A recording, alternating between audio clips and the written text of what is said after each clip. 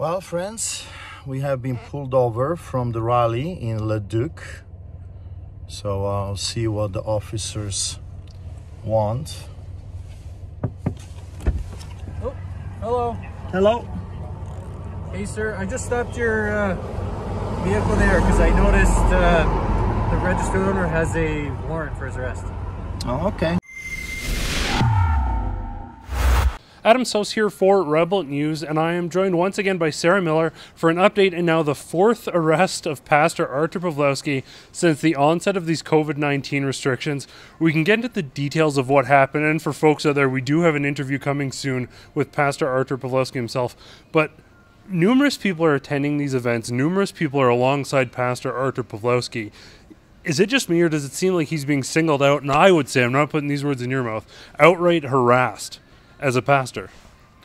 I mean, singled out, I think, is certainly arguable. The thing about it is that it seems that the police are looking for reasons to have him arrested.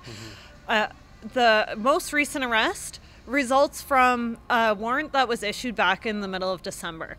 As you know, our viewers know, Artur knows, I know, he's been arrested and processed in the criminal justice system since middle of December. Why they didn't clear that warrant at first instance is certainly questionable. It seems to me like they're trying to keep things outstanding so that they can pick him up at, as you say, an event where many people are there. They don't really care about the others, but they want to get Artur, so this is maybe a way to get him, to keep warrants outstanding even though he's been processed in the court system. So right now it's a warrant for disturbing the peace regarding trying to get into to pick up some mail at the Canada Post.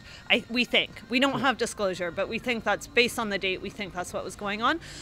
It seems highly questionable. The cops actually interacted with him the day after to help him get his mail. They never charged him then. They know his address. They know where to find him. They don't need to issue outstanding warrants. They do this, obviously, as some sort of strategy or mechanism to be able to pick him up. And it seems as though, like we've said, he's attending these protests. Other people are attending the same protests. But ultimately, typically, and we know this because sometimes we're on location, someone asks us to leave, there's certain steps you need to take. And I know one of the charges is allegedly trespassing.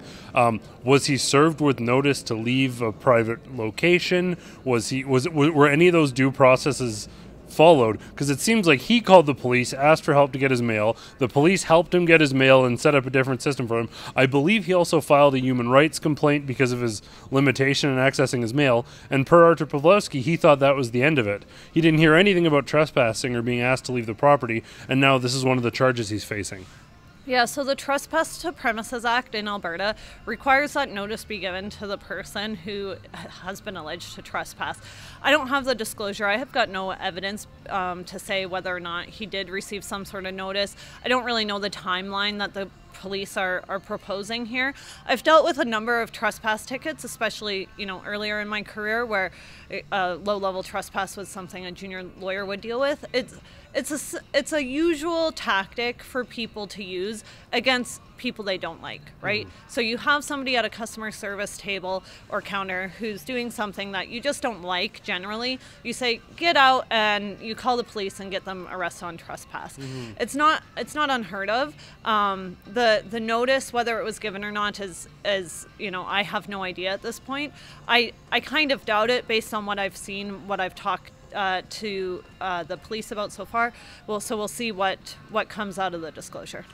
And then finally, it seems like he was taken into custody for all of about 10 minutes, put in the back of a police car, and then released under the commitment that he would attend court. Is that right? Yeah, and so, I mean, look, that's what we expect to happen when somebody is arrested on low-level charges that aren't, on an ongoing offense, don't have a risk to the public in the immediate instant. That's what should have happened the last few times that Artur's been arrested. The fact that he's been held in jail for 3 days on the civil contempt proceeding, and then up to 24 hours on these other criminal charges is just ridiculous when he could be released just like they did this week. And it seems, and Pastor Artur said, these police officers were very respectful. They weren't rude to him. He went to the car. Lots of people say that he's sort of grandstanding, but it's when they treat him poorly. He's like, listen, you need to treat me with respect. These people, he went into their car. They had a conversation. They clearly made a more rational decision than per Artur Pawlowski, Calgary police have done. And then they said, well, appear in court, and that's that. What is the juxtaposition here of attitudes from that police force to this police force in your estimation? I don't know if it's a difference of police forces or just the people who are instructed or assigned to deal with Artur Pawlowski. Whether it's the RCMPs were on the end of their shift, they didn't want to have him in custody and have to deal with those residual effects, or if it's just by chance. It's certainly in my what I've said to the jail or the bail justice, that he shouldn't be arrested ever on these things. He should be released just like he was this weekend. So the RCMP did the right thing. Whether or not CPS is a different, has a different mandate or not, or if it's just the cops, the individual cops, I'm not sure. And then finally, obviously this is a little less dramatic, not kept in jail overnight, not put through all that. But regardless, this probably means that there is some sort of further legal action required moving forward. So what is the plan? Yeah, so first we got to request disclosure, get the evidence, see if what we're speculating on is actually what happened December 20th, and figure out why they issued a warrant, if there is a reason for issuing the warrant, rather than just showing up at his house and laying the charge as they would have with anyone else. Once we have the disclosure, we can start making a game plan as to how to defend. But this is a criminal charge as well as a trespassing ticket, so this is very serious, just like the contempt, the criminal contempt, that they're using criminal charges to try and regulate Artur Pawlowski and what he's doing. There's certainly no way that I think the cause a disturbance criminal charge can stick, but we'll see. I think the prosecution will prosecute all the way to trial, and they'll have the judge make that decision.